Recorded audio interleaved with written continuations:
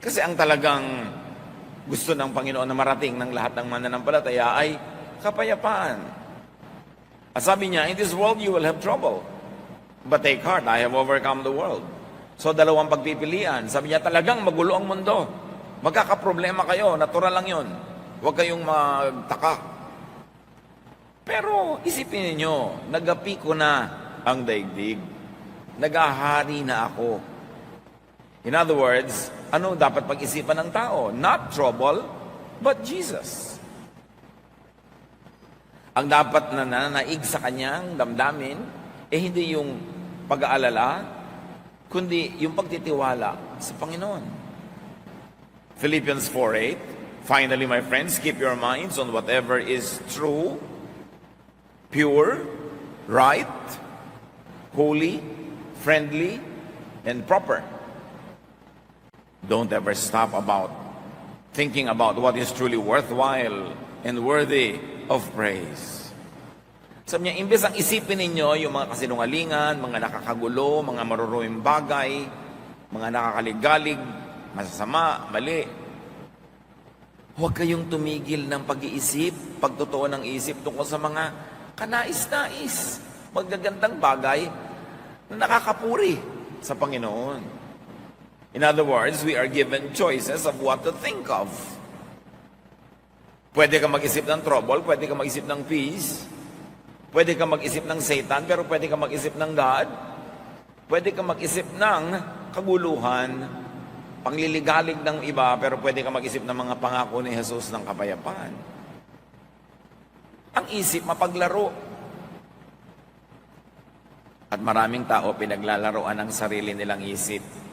Hindi sila ang amo ng isip nila, kundi yung isip nila ang nagiging amo nila. At mapaglaro ang isip. Proverbs 23:33, you will see weird things, and your mind will play tricks on you. Kaya yung mga taong matatakotin sa multo, may dumadaan lang na hangin, nakakakita yan ng multo. Yung mga taong matatakotin sa end times, mayroon lang nangyari dito, may nangyari doon na konting ganito, end times na sa kanya yun.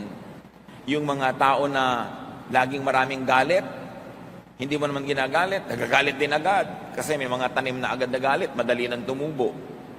Paglalaruan ka ng isip mo, at ililigaw ka ng isip mo. There are mental tricks and mental illusions. So watch your mind. Yung mga selosa, lagi nakakakita ng pagsiselosan. Yung mga takot na takot mawala ng pera, laging nakakakita ng paghihirap at pagdarahop. Yung takot na takot sa sakit, laging nakakakita at nakakaramdam ng kung ano-ano. Mga laro ng isip. Matthew 6:34, don't worry about tomorrow. It will take care of itself. You have enough to worry about today. Si Jesus namin sabi nun, pagkatapos maraming Kristiyano, walang iniisip kundi end times sa babukas, end times sa next month, end times sa back. Sabi, don't worry about it. Not even the Son knows about it, only the Father. It means it's not for you to know. Kasi kung para malaman mo yan, di dapat binunyag. Tapos laging yun ang iniisip. Mga bagay na hindi naman mababago, iniisip pa rin. Ang nagbabago lang damdamin, nalulungkot, natatakot. So, don't worry about tomorrow. Bakit? Kawaworry mo ba? Mapapalitan mo ba yan? Maiiba mo? Hindi rin. So, sayang lang ang pagod mo. And worry is thought. On the reverse, thought is worry. Pag palaisip, mapag-alala. Pag laging nakakaalala, madalas lang malungkot. Kaya nga sabi ng isang tula, better by far you should forget and smile than that you should remember and be sad. Mabuti pa, nakakalimot. Mayroong mga nagmamahalan, magkalayo. Magtatampo yung isa, huy, nakakalimutan mo na yata ako.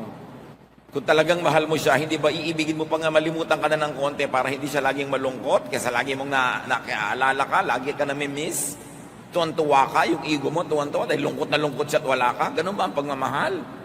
So sabi niya, mabuti pa na malimut-limutan mo ko, na makangiti ka naman, sumaya-saya ka, kasi lagi mo ako naaalala, kasi nalulungkot ka naman. So dahil mahal kita, please, kalimutan mo na muna ako, dahil magkalayo naman tayo. Don't be obsessed with me. Yun ang pag-ibig na nakakapagpalaya, hindi pag-ibig na nanggagapos, ng tatali, ng kukulong. Psalm 32, 1-5. Our God, you bless everyone whose sins you forgive and wipe away. You bless them by saying, you told me your sins without trying to hide them, and now I forgive you. Before I confessed my sins, my bones felt limp, and I groaned all day long. Night and day your hand weighed heavily on me, and my strength was gone as in the summer heat. So, I confessed my sins and told them all to you, and I said, I'll tell the Lord each one of my sins. Then you forgave me and took away my guilt. Nandito na yung buong theology ng sin and forgiveness. Ang Diyos ang nag-aalok. Patatawarin ko kayo sa inyong mga kasalanan. Pupunasan ko, papawiin, aalisin ang bahid ng karumihan. Pagpapalain ko kayo. Ipinagtatapat nyo sa akin ang inyong mga kasalanan, hindi nyo itinatago, hindi nyo ipinagkakaila.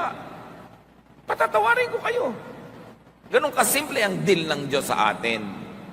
Until religious intercessors and priests stood between men and God and made the business of forgiveness complicated and expensive. Pero kung sa Diyos lang, may magtapat kayo sa akin, huwag kayong magkaila, patatawarin ko kayo, di matatanggal yung guilt nyo. Ang hirap yatang mag-guilty. Pero ang mga religyoso, lagi nagpapag-guilty because they can control people who are guilty. Pero ang Diyos, sabi niya, huwag niyong buhatin yung guilt nyo. Gusto ko maluwag ang loob nyo. At sabi ngayon itong awit, bago ko ipinagtapat, bago ko inamin at hiningi ng tawad ng mga kasalanan ko, kasakit ng mga buto ko. Para ako may bone cancer. Umaatungal ako araw-gabi sa sakit. Araw-gabi, napakabigat ng pasanin ko. At ang aking lakas ay parang sinisip-sip ng init ng tagaraw. Kaya naman, ipinagtapat ko sa Diyos sa aking mga kasalanan. Wala akong iniwan. Hiningi ko ng tawad. At pinatawad niya ako.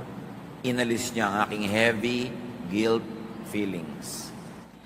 Ang ministry ng Diyos, mang-alis ng guilt. Ang ministry ng mga relihiyosong nagpapahirap ng buhay ng kapwa, magpagilty. Kumusta? Ang damdamin nyo ngayong oras na to, kayo ba'y punong-puno ng guilt o malaya, magaan? Hindi dahil holy kayo, hindi dahil tayo ay perfect, kundi dahil nagtatapat tayo sa Diyos at pinapatawad naman niya tayo, nagtatapat tayo. Mahirap na dala ng isip yung guilt. But guilt, forgiveness, peace are all thoughts. Nasa isip yan.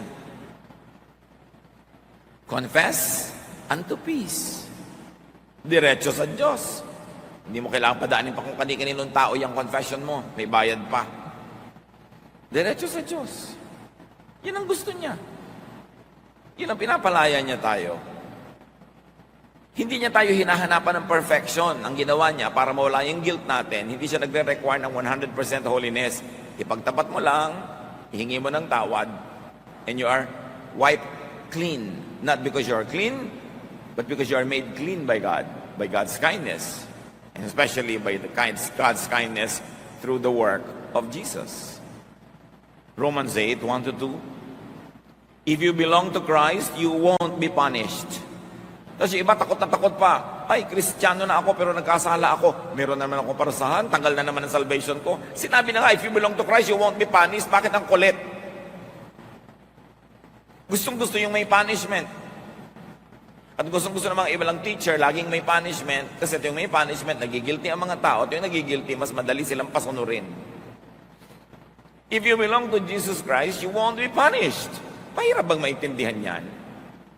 The Holy Spirit will give you life that comes from Christ Jesus, not from your own deeds, not from your own performance, but from Christ Jesus, and will set you free from sin and death.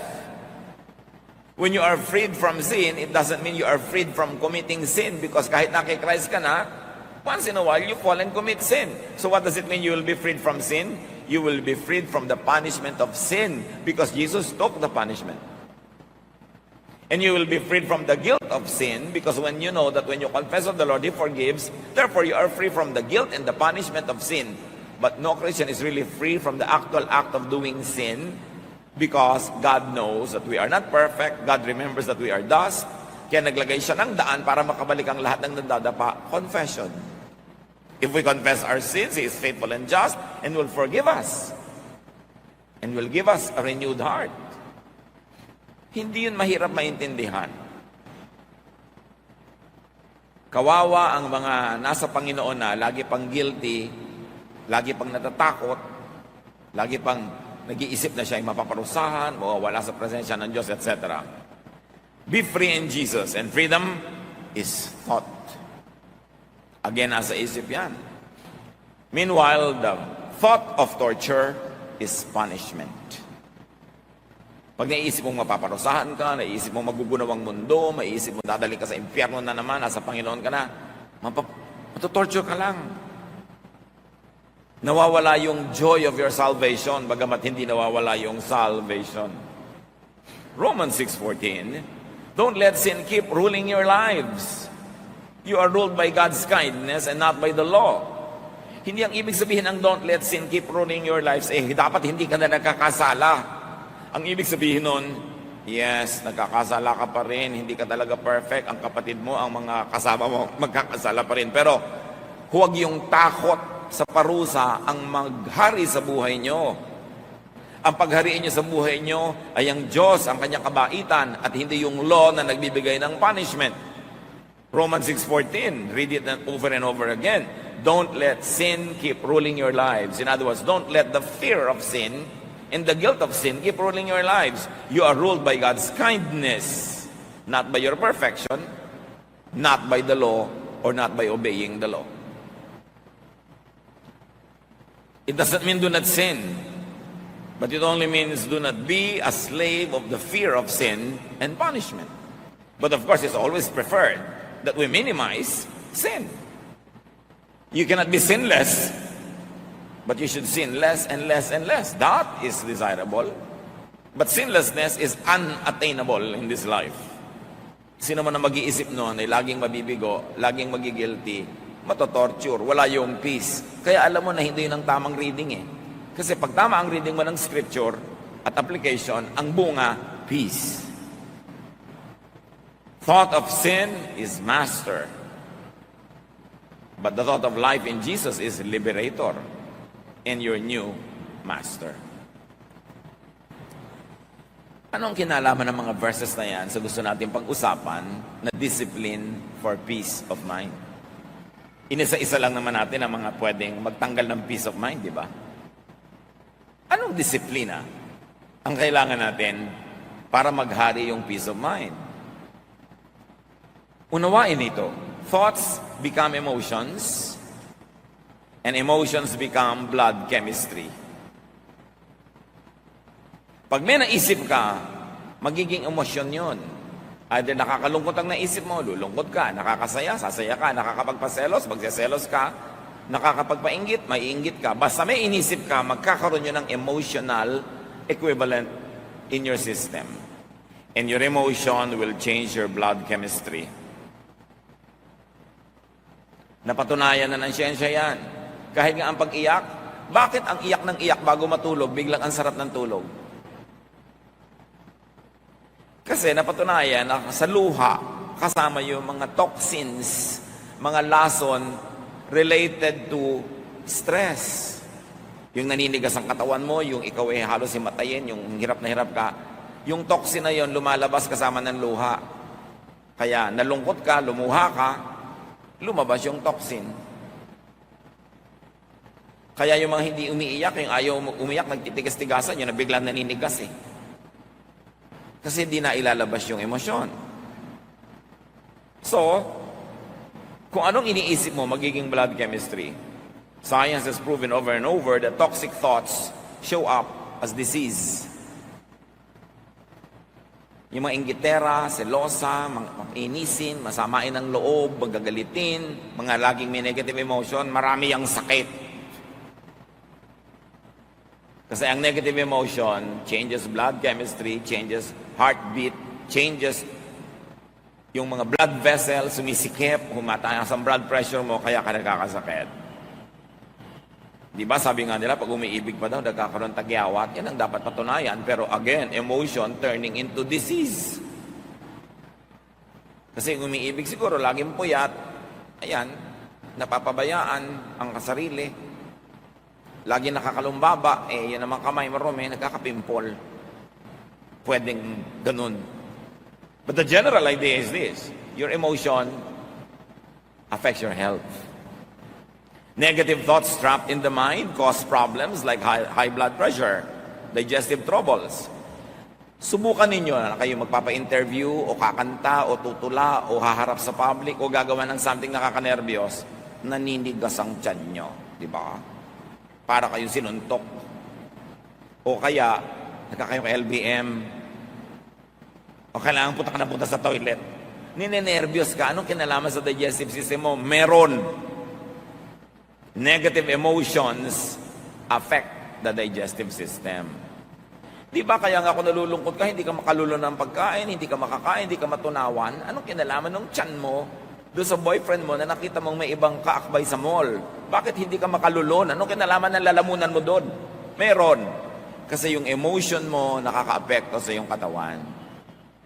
Pero yun namang biglang tinextan ka ng sangkaterbang I love you, nako, sarap-sarap mong nguya at kumain. Ang pangunguyakoy mo ay talagang wagas. Dahil sa text. Ano ba yung text? Letra. Nakita ng mata mo yung letra, na-decode ng brain mong ibig sabihin. Inassign na niya ng emotional value, sumaya ka. Sumarap. Ang napakatabang mong kinakain. Dahil sa iyong emosyon. Pero ano man ang sarap ng kinakain, naalala mo na yung boyfriend mo, iba kami ka-date na iba, naku, nawawala lang halaga lahat yan. Jeremiah 79, the heart is deceitful above all things and beyond cure. And read mind for heart. Talinghaga yun. Ang totoong tinutukoy dito, isip. Huwag padala sa isip. Kontrolin ang isip. Dinadala ka ng isip mo sa matatakot ka, dinadala ka sa magsiselos ka, dinadala ka sa magagalit ka, huwag kang padala, siya ang kontrolin mo. Proverbs 23:33, you will see weird things and your mind will play tricks on you. May nakita ka lang halimbawang kung anong papel na may telephone number sa bulsa ng iyong asawa. Your mind will play tricks. Kung ano-ano na ang mangyayaring kwento niya, buong-buo na yon. Kahit saan sila nag-check-in, anong minerienda nila, gano'n sila katagal magkasama. Dahil paglalaroan ka ng isip mo, dadalin ka actually sa gusto mong puntahan. Alam naman ng isip mo kasi yung takbo ng utak mo, kaya doon ka na niya dadalin. Kaya kung saan mo gusto papuntahin yung isip mo, mag-practice ka na doon nagpupunta yung iniisip mo. Kasi dadaling ka nun automatically when you are not in control. What you think of, you see. You imagine, you dream of. That's why dreams could become your realities. Pagka nabubuhay ka sa pantasya. Marami mga tao dahil sa fantasy, may pinafantasize sila isang tao na gustong-gusto nila, ini-imagine nila na gusto din sila. Hindi naman sila man lang kilala. May mga tao na sa public places, pag may mga kasama silang laging nandun din, mga opisina siguro, mga restaurant, o mga public places like this, napapansin nila na yung crush nila laging doon nakatingin, doon sila uupo. Tapos sasabihin, nakita mo, tingin ng tingin sa akin. They create their illusions. Paano hindi ka makikita? Kahit saan lumingon, nakabalandra yung mukha mo doon. Kung dadaan sa ganitong koridor, nakakalat ka doon. Dadaan sa ganong hagdan, nandun ka. Tapos sasabihin mo, sinusundan-sundan ka. Illusion. Dapat kinikilala mo kung ano yung illusion, ano yung realidad, para nakatungtong ka sa lupa. Thoughts could become lifestyle. Pag nag-iisip ka lagi na magugunaw na ang mundo bukas, hindi ka na magtatrabaho. Papamigay mo na yung mga property mo. Tapos hindi naman nagunaw, wala ka ngayong property, sorry ka na lang. Paano bang magunaw na may property ka pa rin? Bakit naman masama ba yun? Magugunaw na ang mundo, magbibitiw na ako sa trabaho, hindi ko na papapasukin sa school ang mga anak ko. Bakit? Mas mababang maabutan ng pagkagunaw ng mundo yung anak mo na nasa school? Pagka lagi mong iniisip, it will become your lifestyle. Thoughts could become actions, habits, behavior, character. Kaya pag lagi mong iniisip na ang Diyos masungit, godly ka, magiging masungit ka. Pag iniisip mo ang Diyos lagi nanguhusga ng kapwa, ikaw din, nanghusga ka ng husga. Kasi nang iniisip mo tungkol sa Diyos, nire-reflect mo ngayon sa buhay mo. What do you think of God? Ano bang iniisip niyo tungkol sa Diyos? Na gusto niyo ngayong i-model? Pagka ang iniisip mo ang Diyos, yung nakakakita nagkakamali, lagi niyang sinisita, mahilig ka ngayong manita. Pero kung iniisip mo na ang Diyos, mahilig magpatawad, nagiging mapagpatawad ka rin. What do you think of God determines your behavior. Nagiging salamin ka ng iyong isip at nakikita ng kapwa kung anong iniisip mo sa pamamagitan ng iyong mga kilos. Mark 7:20-23, Jesus said, "What comes from your heart is what makes you unclean. Out of your heart come evil thoughts. All this come from your heart, and they are what make you unfit to worship God." Again, heart is to be read as mind. Sabi, ang lahat ng gagaling sa isip mo. Kaya ganyan ka magdamit, kaya ganyan ka kumain, kaya ganyan ka kumilos, kaya ganyan ka makisalamuha, makitungo sa tao, kasi ganyan ka mag-isip. Ngayon, gusto mong palitan yon, edi palitan mo ang paraan ng iyong pag-iisip. Kasi yung isip mo ang factory ng lahat ng ginagawa mo sa buhay, doon yung nagmumula. And if you don't watch it, thoughts can vex, trouble, and stress you. May bagyo. Lula ng isang bangka si Jesus at ang kanyang mga alagad. The same bagyo, the same bangka. Group 1, worried yung mga disciples. Group 2, nag-iisa si Jesus, sleeping. Magkaiba kasi sila ng iniisip tungkol doon sa bagyo eh. So merong relaxed. Kumisan nga, ibig-ibig mong mainggit doon sa mga taong sobrang relaxed. Wala na kayong pambayad sa kuryente, yung asawa mo, relax pa eh. Ikaw worried na. Diba? Wala kayong kakainin bukas, walang pang-enroll ang mga bata, yung asawa mo relaxed. Ikaw, ngarag. 20 years later, pareho pa rin kayong buhay, pero ikaw, pumangit, tumanda. Siya, relaxed pa rin. Kaya gusto mong ibig sabihin, mabuti pa yata itong ganitong sobrang relax eh. Ako, pagod na pagod dito. Yun ang blessing sa mga relax. May mga pagod na pagod to keep them relaxed. Eh, sobra ka kasing responsible. Wala pala kayong kakainin, wala siyang ginagawa, subukan mong wala rin gawin. Pag pareho kayo nagutom, may gagawin na rin yan eh. Eh, lagi mo kasi sinasagot yung problema, sinasalo, eh, di nagre-relax siya. Yung kapatid mo, sobrang relax kasi umaasa sa'yo. Nag-asawa, umaasa sa'yo. Nagkaanak, umaasa sa'yo. Pagod na pagod ka. Subukan mong gutumin niya mga yan pag hindi kumilos. Eh, hindi mo naman kasi ginugutom at alam niya yon, kaya ikaw mapagod, relax siya. That's life. Choice mo yan eh. Kuminsan para rin sumpa pag sobra kang responsible, ano? Lalo sa mga pamilya, pag maaga pa lang na-identify nila kung sino yung responsible, lagot ka buong buhay. Magpapabaya sila kasi alam mong di mo matitiis. Subukan mong tiisin. Baguhin mo yung pag-iisip. Hindi reklamo ka ng reklamo. Tamad-tamad ng kapatid ko, tamad-tamad ng ganito. Eh, lagi mo kasi sinasalo. Hayaan mo malaglag. Pag hindi nagbago ng pag-iisip yan. Minsan yung mga sobrang responsible, nagiging konsentidor na eh. We are already tolerating very bad behavior by rewarding the lazy and punishing the masipag. Yun ba ang justice ng Diyos? No. If you're always troubled in spirit, identify why. Daniel 7:15, I, Daniel, was troubled in spirit, and the visions that passed through my mind disturbed me. You see? Yung mga mahilig makakita ng vision, lagi na di-disturb. Well, once in a while, there are people who are really given visions so they could warn others. But most of the time, hindi naman vision yan eh. Subdivision, guni-guni. Marami mga self-appointed prophets, nakakakita ng demonyo kahit sa tasa ng tiyak. Tinatakot ang buhay niya, tinatakot ang lahat. Everything is in God's hands. Why try to control what you cannot control? Ano ang nagpapagulo sa ating isip? Salain ang isip, kontrolin ang isip.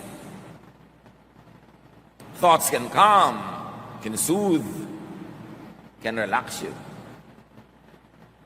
You see, in the same mind, thoughts that can stress you can thrive. But also in the same mind, thoughts that can relax you can flourish. So bakit man naman papapasok ng lagi yung nakaka-stress? Bakit hindi yung nakaka-relax? Manonood ka ng sine, horror pa. Ba't di nalang comedy? Ang lungkot-lungkot pa, nagbayad ka pa para ka malungkot. At bigat-bigat ng dibdib mo paglabas, gumagapang ka pa palabas ng sine dahil ang lungkot. Why? You have a choice. Psalm 119:52, I remember, Lord, your ancient laws, and I find comfort in them. So you see, ang daming laws, pero ang sinofocus niya, yung nakaka-relax, yung nakaka-comfort. E di ang bunga sa buhay niya, comfort. Psalm 27:4, one thing I ask from the Lord, this only do I seek, that I may dwell in the house of the Lord all the days of my life, to gaze on the beauty of the Lord. Isa lang naman ang hiling ko sa Diyos, sabi niya, na araw-araw nandun ako sa kanyang tahanan para pagmasdan ko, malimi-limi, maisip-isip ko ang kanyang kagandahan. Because beauty relaxes. So, sabi niya, gusto kong magpunta sa church araw-araw para ako ma-relax, para ma-enjoy ko ang kagandahan ng Panginoon. Tapos pagpunta mo doon, marami mga bully, marami mga huwes, marami mga hukom, marami mga abogado na umuusig sa'yo, nagja-judge sa'yo, hindi nakaka-relax yun. Hindi dapat ganun ang atmosphere in the house of the Lord. As you think, you become. You become, you are your thoughts. Ano ba talaga ang nagde-define ng ating pagkatao? Hindi yung ating pag-iisip. Ikaw ay ang pag-iisip mo. Ang pag-iisip mo ay ikaw. Proverbs 23:7, for as he thinks in his heart, so is he. Paano ka mag-isip, magiging ganun ka. So change your life by changing your thoughts. Ang sinasabi lang natin, change yung nakaka-stress, yung nakakagulo. Yun namang nakakapagpasaya, di huwag niyo nang palitan dahil masaya na kayo eh. O kaya palitan niyo ng mas nakakasaya pa. Romans 12:2, let God change the way you think. Then you will know how to do everything that is good and pleasing to Him. Gusto ng Diyos, relax ka, peaceful. Ayaw niya na ikaw ay stressed and vexed and troubled and afraid. Hindi business ng Diyos manakot. Business niyang magpatahan ng umiiyak, magpapayapa, umalo-alo para tayo matahimik. 1 Corinthians 14:20, stop thinking like children. In regard to evil, be infants. But in your thinking, be adults. Grow up. Tigilan ang pag-iisip bata, lalo't hindi ka na talaga bata. Baguhin ang pamamaraan. Sabi ni Paul, when I was a child, I thought like a child, I spoke like a child, I reasoned like a child. But now that I'm a man, I gave up childish ways. Ganon din tayo sa ating spiritualidad. Dapat mag-mature. Change what gives you trouble.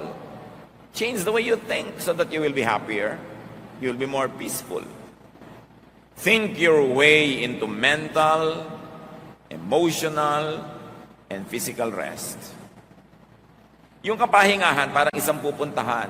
Yung pag-iisip, yun yung ruta na dinadaanan mo. Mag-isip ka sa paraan, ang ending, restful. Ang ending, relaxing.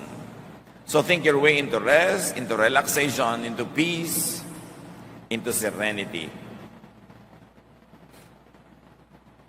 2 Corinthians 10:5, we demolish arguments and every pretension that sets itself up against the knowledge of God, and we take captive every thought to make it obedient to Christ. Ginigiba namin ang lahat ng anumang pangangatwiran at mga pagkukunwari na bumabangga sa tunay na pagkakilala sa Diyos. At ipinabibihag namin ang anumang iniisip namin kay Kristo. Binibihag, ginagapi, kinukulong, ginagapos namin aming utak para ito pasunurin kay Kristo, hindi kay Satan. At hindi lang yun tungkol sa paggawa ng kabanalan at mga karelihiyosohan. Yun ay tungkol sa paghahanap ng tunay na kapayapaan, katahimikan, pahinga na siyang ibig-ibigay ng Diyos sa pamamagitan ni Jesus. Binabangga, dinudurog namin ng anumang mga pagpakunwari na karunungang makadiyos. Pero kung ang ending nakakagulo, nakakapagpagulo, nakakatakot, hindi yan galing sa Diyos, binabangga, dinudurog namin yan. Yan ay isang pagkukunwari. Kung paano mo malalaman na masarap ang luto, pag tinikman mo na, doon mo malalaman kung tama ang interpretation of God's Word. Pag ang ending sa buhay mo, peace, serenity, love, quietude. Yan ang tamang bunga ng tamang interpretation ng salita ng Diyos. Kung i-interpret mo ang bunga na ligalig ka, naging judgmental ka, natakot ka, hindi yan dapat ang bunga, mali ang basa. Sabi ni Jesus, I came that you might have peace, that you might have life, and have it abundantly. So alam mo, pag tama, Pastor, ano po bang tamang interpretation? Yung ang ending, pumapayapa ka, tumatahimik ka, yun ang tamang interpretation. Siyempre, magigilig-galig ka rin sa mga mali para itama mo. Pero hindi to the point na naligalig ka na pagharian ka na ng takot. Kasi, okay, na-realize mo mali ka, hindi mo maitama-tama pa ngayon, o kulang ang pagtatama mo, di magtatapat ka sa Diyos, o meron ka ng confession, may forgiveness ka na, peace pa rin ang ending. Choose what you think of. Choose what you dwell on. Tulad ng pinipili mo kung saang bahay ka titira, saang barangay, sa loob ng bahay, saang kwarto ka, sa isang bulwagan, saang silya ka uupo, pinipili mo kung saang kalulugar, lagi niya naman lalong piliin kung anong iisipin. Kasi pag inisip mo, nasa loob ng utak mo. Pag nasa loob ng utak mo, yun ang magpapakilo sa iyong mga daliri, mga paa, sa iyong katawan. Yun ang magkokontrol ng iyong buhay. At sabi ng Hebrews 13:3:1, fix your thoughts on Jesus. On Jesusness, on peace, on love, on forgiveness, on kindness, goodness, on mercy. Ang magiging bunga nun, kapayapaan. Proverbs 4:23, carefully guard your thoughts because they are the source of true life. Bantayan daw ang iniisip. Kasi dyan magmumula ang tunay na buhay. Anong iisipin ngayon? Anong dapat nating isipin? Think only of what you can change. What you can modify or improve. Think only when thinking about it can and will help improve it. In other words, problemahin mo lang yung may solusyon. Pag walang solusyon, hindi problema, hindi dapat problemahin. Kasi ang definition ng problem, may kakambal na solusyon, dapat lang hanapin mo at itapat. Pero wala pong solusyon, edi hindi problem, ba't mo pinoproblema? Tanggapin mo. Manahimik ka, hindi problema yung pinoproblema mo. Do not overthink. Do not worry. Especially about what you cannot change or what you should not even change in the first place. Matthew 6:34, therefore do not worry about tomorrow, for tomorrow will worry about itself. Each day has enough trouble of its own. Problemahin mo lang yung ito, malapit, kaya mong hipuin, yung malayo, wag. Hindi mo nga alam kung darating yung malayo. Do not overthink about what cannot be changed. Yung anak ko po ayaw magbago. Hindi wag mong baguhin. Ayaw pala magbago eh. Bakit mo pinoproblema? Ang asawa ko po ayaw magbago. Ginawa ko na lahat. Eh, di tumigil ka ng kagagawa. Napapagod ka lang pala. Hindi naman nagbabago. Mahirap pag-isipin yun. Kailangan pa bang i-memorize yan? Binabago mo yung ayaw magbago? Hindi bumabangga ka sa bundok, sa pader, napapagod ka. Do not think and overthink about what could only be accepted. At least at the moment. May mga bagay na dapat walang tanggapin. Baka bukas, mapalitan na yan, maiba, beyond you, without your participation. Pero lahat ng ginagawa mo ngayon, hindi mo mabago, tanggapin mo na lang para tahimik ang buhay mo. Do not overthink about what only makes you worry or afraid. Kung kaiisip ang bunga, nagwo-worry ka, natatakot ka, which translates to become a disease, remember, idilugi ka. James 4:8, come near to God, and He will come near to you. Clean up your lives, purify your hearts, hindi lang of wrongdoing, but also of wrong thinking. Choose thoughts that give you peace. Pastor, hindi na po talaga masolve kung ang sa end times po ba, pre-trib, mid-trib, or post-trib. Ano po ba talaga ang pipiliin ko? Hindi doon ka masaya. Asa ka masaya? Wala palang mapili. Pare-parehong may defense. Pare-pareho rin na mayroong pintas. Hindi mo alam ang pipiliin? Hindi doon ka sa masaya. Gusto mo, post-trib. Di post-trib ka. Ngayon, kung may nagsasabi sa inyo, ano po yung post-trib? Kung hindi nyo alam, huwag nyo nang alamin. Kasi problema lang yun. Hindi naman talaga ganun kahalaga yun. Pinoproblema lang ng iba.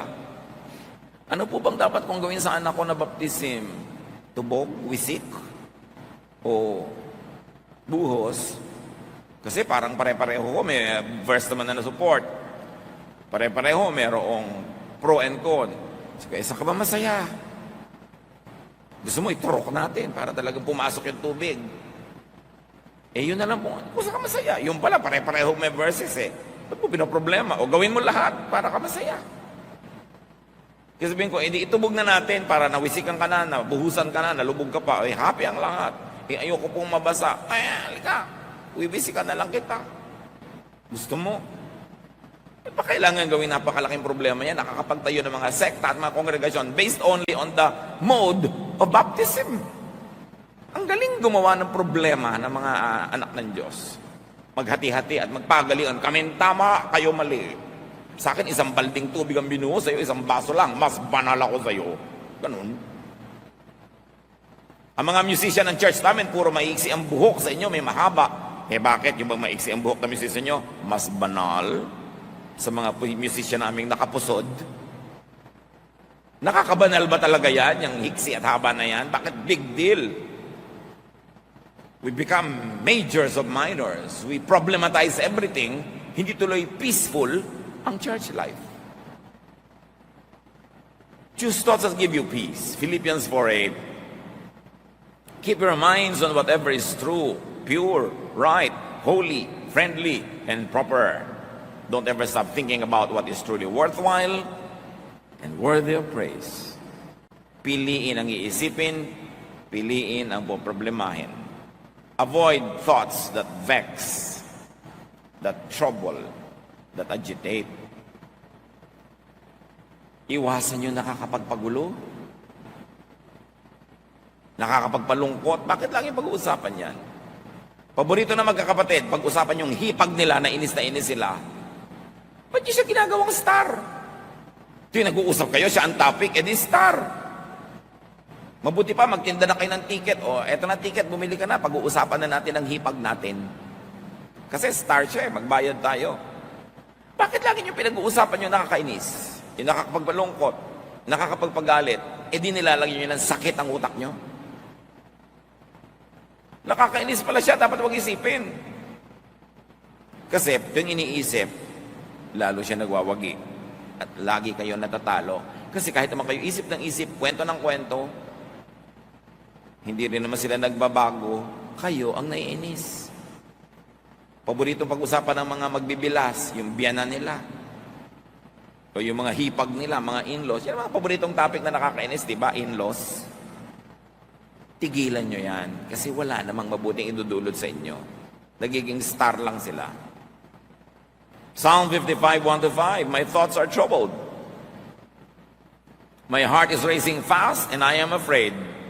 I am trembling with fear, completely terrified. You see, dahil sa thought, pati katawan ng inig. Bumilis ang tibok ng puso. Nasira ang katawan. Bakit yung papayagang laging mangyari yon? Ephesians 4:31, get rid of all bitterness, rage and anger, brawling and slander, along with every form of malice. Yan ay para sa inyong personal na kabutihan. Detox your mind. Marami naman nagde-detoxan ng katawan nila, umiinom ng pang-detox, nagpapaturok ng pang-detox, pero hindi binabantayan kung ano iniisip. Itong pinakamaraming toxic elements na pumapasok. Direct your thoughts.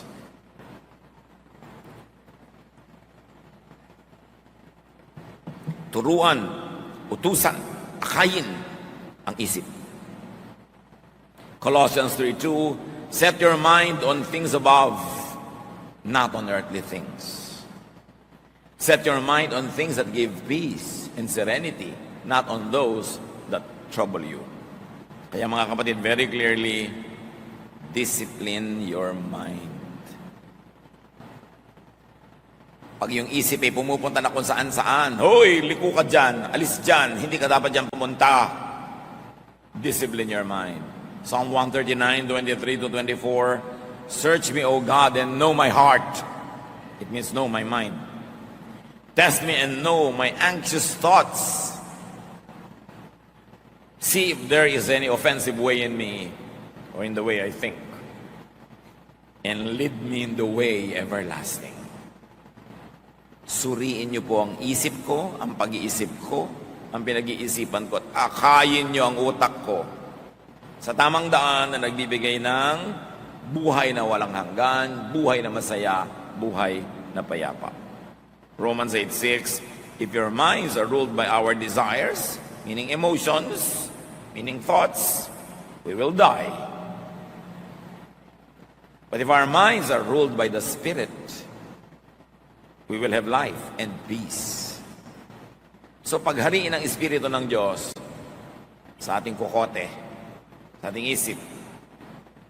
Proverbs 15:32, those who disregard discipline despise themselves, but one who heeds correction gains understanding. Discipline in thinking is very important. Proverbs 4:23, above all this, guard your heart or guard your mind, for everything you do flows from it. Bantayan ang isip kasi lahat ng ginagawa nyo doon nagmumula. Nandiyan kayo ngayon kasi diyan nyo pinapunta ang inyong isip. John 14:27, sabi ni Jesus, I am leaving you with a gift, peace of mind and heart. And the peace I give you is a gift the world cannot give. So don't be troubled and afraid. May iiwan ako sa inyong regalo, kapayapaan ng isip, katahimikan, katiwasayan. At ang katiwasayan na itong ako nagbibigay, hindi yan maibibigay ng mundo. Kabaligtaran nga ang binibigay ng mundo, gulo. Sabi, kaya huwag kayong matakot, huwag kayong mangamba. 1 Corinthians 9:27, ang ating opening verse, I keep my body under control and make it my slave. Apply it to your mind. Then say, I keep my mind under control and make it my slave. Discipline your mind unto peace and serenity. Kung magulo ang isip nyo ngayon, ligalig kayo, takot, likhan nyo yan. Walang ibang may likhan yan. At kung payapa kayo ngayon, sinadya nyo man o hindi, nilikha nyo rin yan dahil sa inyong pag-iisip. Huwag na kayong humingi ng kapayapaan sa Diyos, matagal lang ibinigay. Nasa harapan na natin, nasa kandungan natin, nasa atin na lang kung ating tatamasahin at gagamitin. Sayang ang buhay na puro gulo ng isip, puro takot, puro pangamba, di naman naiiba. Sabi ni Lord, huwag kayong masurprise sa may trouble. In this world, you will have trouble. Natural, may trouble. Huwag niyo isipin, ay may trouble, bakit may trouble? Natural, meron. Pero ang ako ang isipin nyo, napagtagumpayan ko na ang lahat ng yan, at ang aking tagumpay ay inyo ring tagumpay, tamasahin nyo ito. Enjoy a life of peace. Trust in God through Jesus. Change the way you think, and have a better life. Dear Lord, we thank you that we can enjoy peace because of Jesus and because of your love. Gisingin nyo kami. Pukawin nyo ang aming isip. At suriin namin ang aming mga sariling paraan ng pag-iisip na nagbubunga ng kaligayahan o kalungkutan, katiwasayan o ligalig o bagabag. Kami rin ang may gawa nito. Turuan nyo kaming suriin ang aming sarili at isuko ang aming pag-iisip sa inyo, Panginoon, sa Espiritong Banal, na ang maging bunga kapayapaan.